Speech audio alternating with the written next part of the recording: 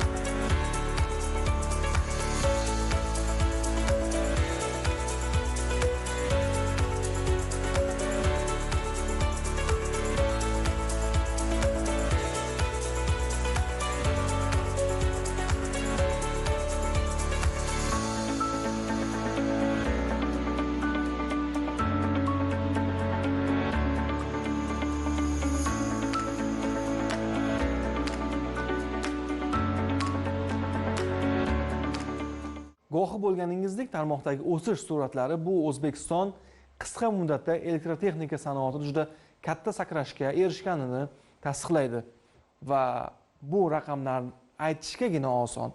Odamlarning ko'ziga ko'rinmaydigan mehnat, mashaqqatlarni mutaxassislar yaxshi bilishadi.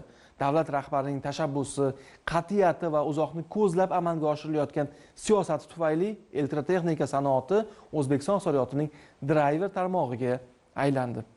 Elektrotexnika iqtisodiyotning muhim drayverlaridan. Davlat rahbarining tashabbusi bilan oxirgi 5 yilda sohada juda katta iqtisodiy sakrash bo'ldi. O'sish 8,1 baravarga oshdi. Tarmoqning respublika sanoatidagi ulushi 3,5%, tovarlar eksportida 10% ni tashkil etdi. Ushbu salohiyatni oshirish maqsadida O'zbekiston Respublikasi Prezidentining elektrotexnika sanoatini rivojlantirishni yangi bosqichga olib chiqishga doir bir qator qarorlar qabul qilingan. Bu sohada yuqori qo'shilgan qiymatli mahsulotlar ishlab chiqarishni rag'batlantirish, investitsiyalar va xorijiy brendlarni jalb etish, sohani driver tarmoq sifatida nufuzini oshirishga xizmat qiladi. Mis sanoat va texnologik taraqqiyot uchun katta ahamiyatga ega bo'lgan strategik xomashyo hisoblanadi. U nafaqat elektrotexnika, qurilish va mashinasozlik sohalarida, balki yangi avlod yashil energiya texnologiyalarida ham keng qo'llaniladi. Shu bois dunyoda misga bo'lgan talab yil sayin ortib bormoqda. Mamlakatimizda yirik konlar mavjud bo'lib, ularning iqtisodiy samaradorligi va istiqbollari jahon bozori uchun muhim ahamiyatga ega. Davlat rahbarining tashabbusi bilan so'nggi yillarda misni qayta ishlashga qaratilgan yirik investitsiyaviy loyihalar kirib kelmoqda. Yangi tashabbuslar ilgari surilmoqda. Shulardan biri hozir biz turgan Ohangaronda joylashgan hududi 138 gektar bo'lgan misdan yuqori qo'shilgan qiymatli mahsulotlar va elektrotexnikalar ishlab chiqarishga ixtisoslashgan Texnopark.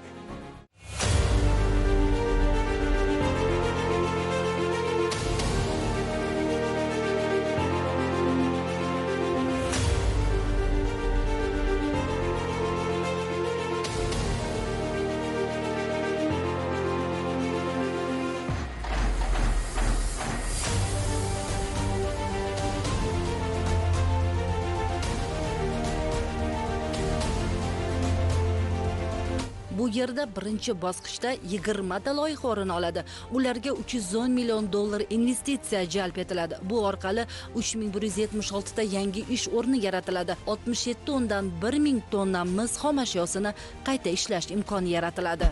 identifikatsiya uchun mo'ljallangan mikroprotsessor modullar, mobil qurilmalar uchun sim kartalar ishlab chiqarish korxonasi. Loyiha qiymati $9 million. Yangi ish o'rni 100 ta, ishlab chiqarish quvvati 15 million dona, eksport hajmi $3 million.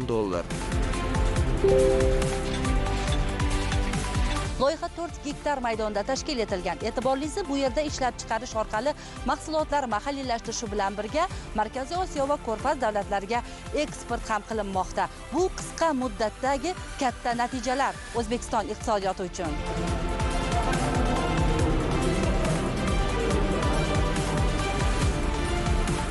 Tadbirkorlarga yaratilgan imkoniyatlardan foydalangan holda biz bu yerda ishlab chiqarishni kengaytirib, nafaqat O'zbekiston, shuningdek Yevropa boshqa chet davlatlariga ham hamkorlik qilishni rejalashtiryapmiz. Asosiy hamkorlarimiz Infineon kabi butun dunyoga mashhur bo'lgan kompaniyalar bilan hamkorligimiz bor va bu orqali biz Yevropa davlatlariga yangi bozorlarni kashf qilish, yangi bozorlarni ochish uchun harakatdamiz.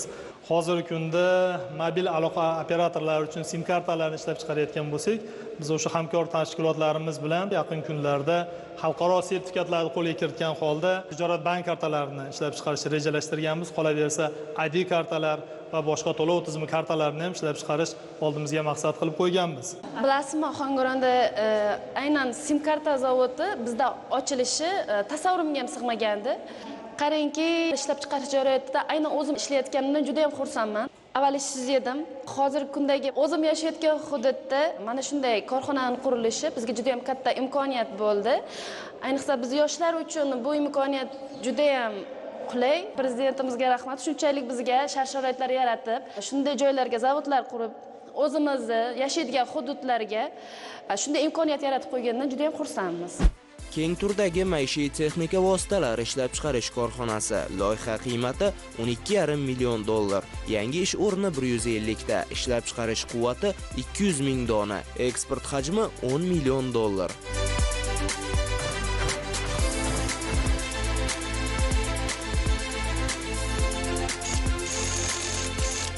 Avvallari poytaxtda ishlardik. Borishimiz, kelishimiz uzoq yo'l bo'lgani sababli biz qiynalardik, oilamizga vaqt ajrata olmasdik. Mana o'zimizga yaqin joyda ochildi. Biz bundan juda ham xursandmiz. Oilamizga vaqt ajratamiz. Oylik daromadimiz ham yaxshigina. Biz mana shu chet eldan qolishmaydigan mahsulotlarni o'zimiz Ohangaron shahrida ishlab chiqarayotganimizdan juda ham xursandmiz. Vaqt kelib O'zbekistonda ham aynan mana shu bir chekka hududda, yaydoq joylarda mana shunday katta hajmdagi korxona tashkil etilib, mana shu mahsulotlarni aynan o'zimizda ishlab chiqarish mumkinligini hech tasavvurimizga sig'dirmaganmiz. Lekin bu haqiqatga aylandi va mana shu jarayonlar bugun bizda amalga oshyapti. Ilhom aka, adashmasam, korxona faoliyat boshlaganiga 1 yil to'lgan, to'g'rimi? To'g'ri. Mana ko'rib turibmiz, mana shu qisqa fursat ichida juda katta hajmdagi ishlar qilingan. Bu o'z-o'zidan bo'lmaydi. Mana texnikalarni olib kelinishi va mahsulotni chiqishi. Avvalambor bu hammasi bo'layotgan ishlar uchun yurtboshimizga kattakon minnatdorchilik bildirishimiz kerak.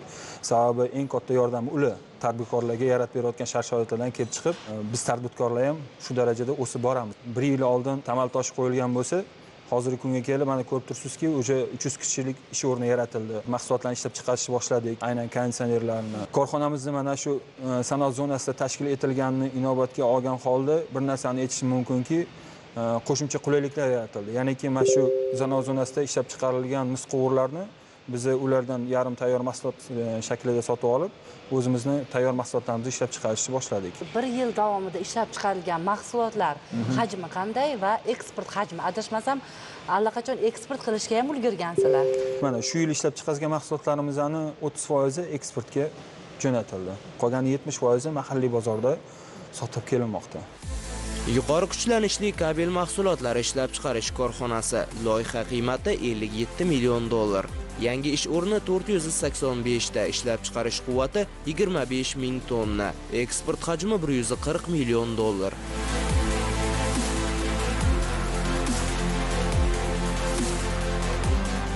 Bugungi kunda hurmatli prezidentimiz tomonidan bizga tadbirkorlarga juda katta sharoitlar yaratib berdi.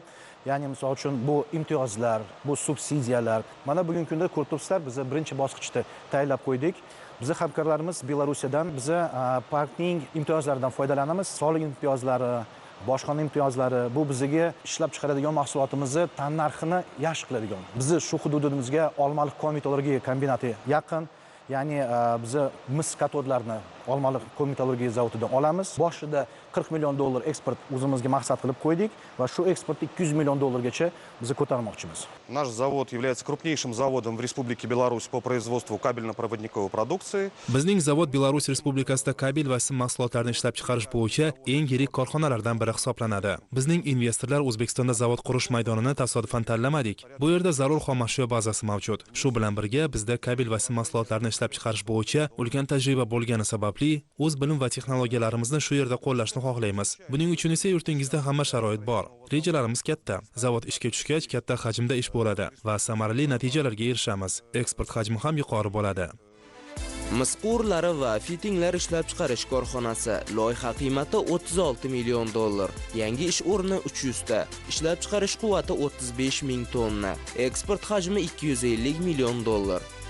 Hozirda montaj ishlari xitoylik hamkorlarimiz tomonidan olib borilyapti. Loyihamiz ishga tushganda yillik chiqaradigan mahsulotimiz 35 ming tonnaga yetadi. Bizning asosiy mahsulotlarimiz mis quvurlari, o'zidan tashqari, ya'ni fitinglarini ham chiqaramiz. Loyiha ishga tushgandan so'ng 300 dan oshiq ishchi o'rni yaratiladi. Ya'ni shu Ohangaron tumanidan biz ishchilarni jalb qilamiz. Loyiha uchun 36 million dollar investitsiya kiritilgan.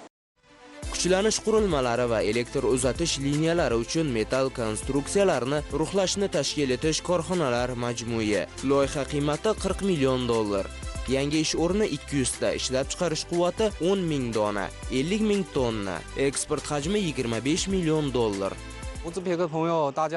Biz O'zbekistonda katta bir loyihani amalga oshiryapmiz. Texnopark hududidan bizga 7,5 gektar yer maydoni ajratib berildi.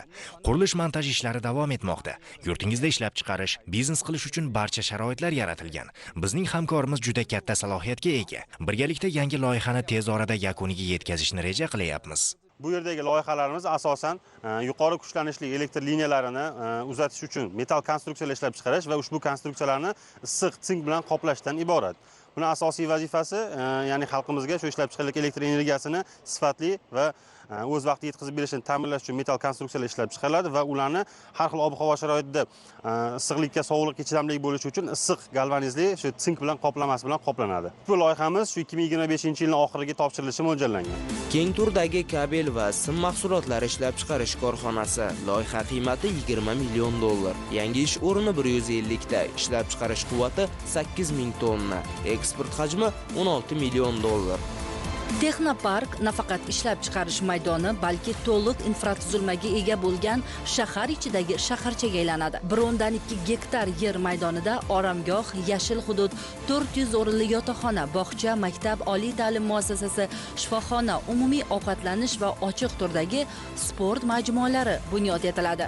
Bundan tashqari, xuddi shunday misni qayta ishlash va undan yuqori qiymatli mahsulotlar ishlab chiqarishga ixtisoslashgan texnoparklar Farg'ona va Xorazm viloyatlarida ham qurilmoqda.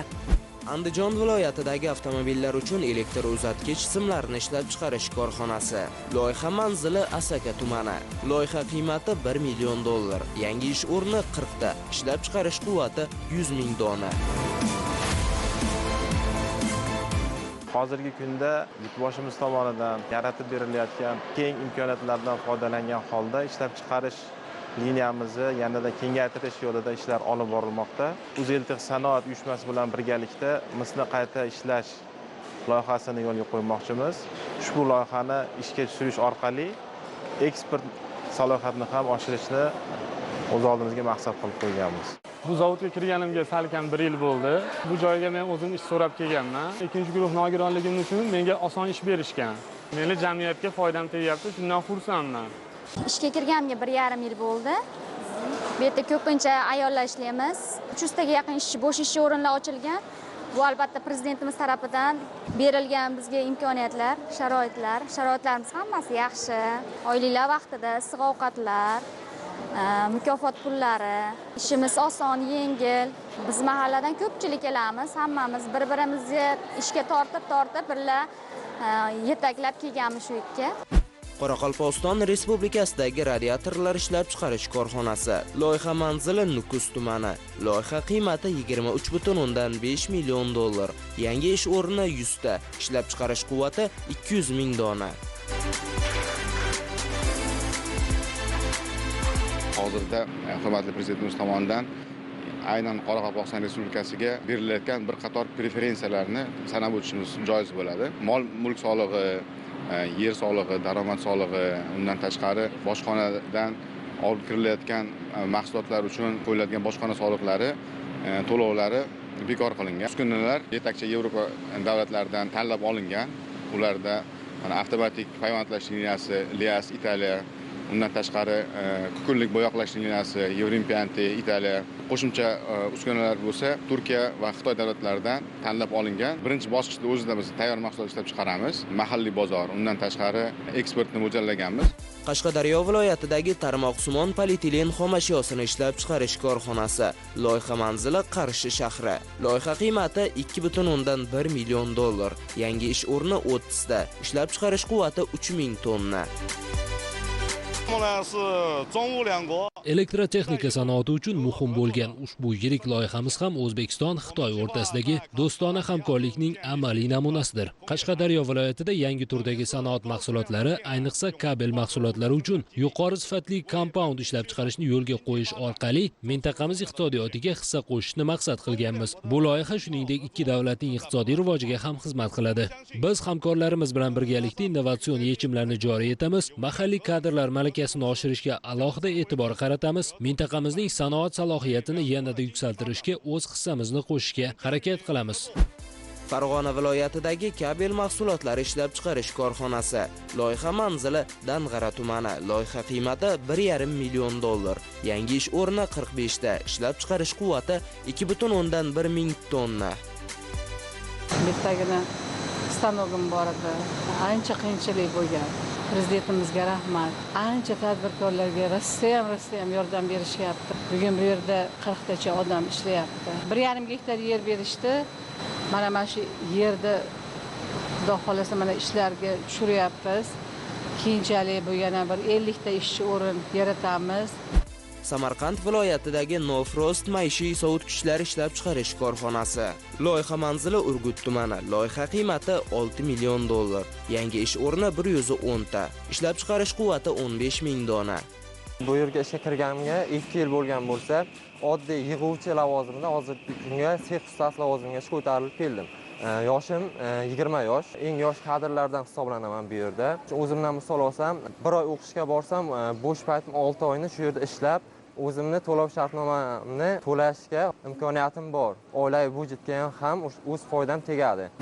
Surxondaryo viloyatidagi energiya tejamkor yoritgichlar ishlab chiqarish korxonasi.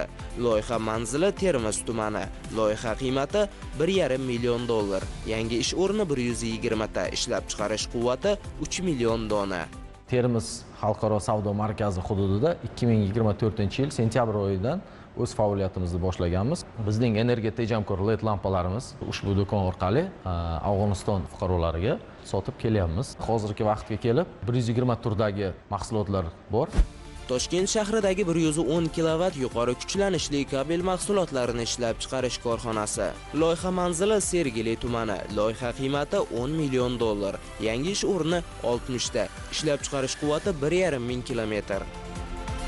Prezidentimiz tomonidan yaratib berilgan imkoniyatlar tufayli 64-110 kilovoltlik yuqori kuchlanishdagi kabellar ham ishlab chiqariladi. Shaharlar qurilishida, zavodlar, fabrikalarda ishlatiladi. Yuqori kuchlanish kabellarini sinash uchun elektrotexnika laboratoriyalari ham ishga tushirilgan. 10 million dollar investitsiya kiritilgan. Bundan oldin bu turdagi mahsulotlar hammasi chet eldan olib kirilgan bo'lib, O'zbekiston aholisiga sifatli mahsulot yetkazib berilishi uchun shu mahsulotni ishlab chiqarish yo'lga qo'yilgan.